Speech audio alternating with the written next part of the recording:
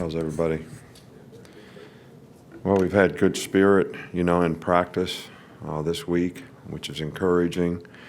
I think the big thing that I would emphasize with the players is, finishing plays, finishing blocks, finishing runs, finishing catches.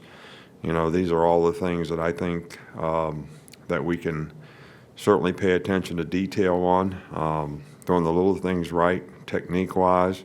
I mean, that seems to be the issues that we have when things don't go the way we'd like for them to go. And I think we got to get those things cleaned up, tomorrow in practice, so we give ourselves the best chance to, play the best game we can play, on Saturday. I think Tennessee's playing the best football they've played all season. They're playing hard. They're executing well. Their players look like they have a lot of confidence. And so it's going to be important that, we go there and play our very best game. And I think in games like this, these types of rivalry games, I don't think that, records, mean that much. Be a lot of emotion in the game. And, our players got to understand that, years from now and years down the road, when you say you played at Alabama, they're going to say, what was your record against Tennessee? What was your record against Auburn? And how many championships you win? So I guarantee you those are three questions that you're going to get asked. So this is the game we got this week. It's a big game, and I think it's important that our players are ready to play this game as well. So, I don't have anything to report on the injury front. Everybody seems to be doing okay. Okay, Coach, we'll start in the middle. Michael? Where have you seen Tennessee's passing game evolve from last year to this year? Well, first of all, the quarterback's playing really well. I think he's completing 65% of his passes. I think they have really good receivers. They have some guys that have some size, and they're really good at going after the 50-50 balls down the field, which I think they hit 6 of them last week in the game, all for big plays. That's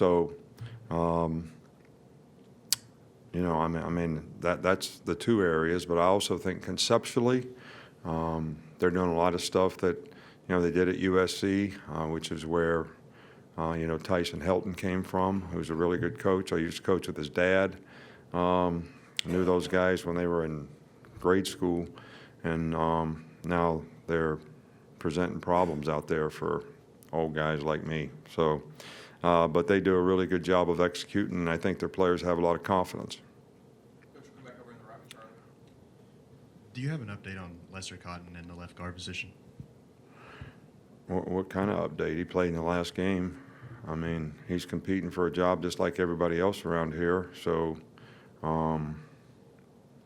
he twisted his ankle a little bit. He probably wasn't 100% in the last game, but he has every opportunity to go out there and do things the way he needs to do them, so he can go out and play. And there's competition at every position.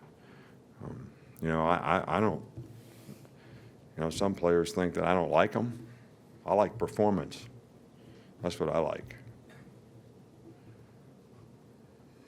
Coach, right back here with Mark. This is the last one, unless somebody's got another one.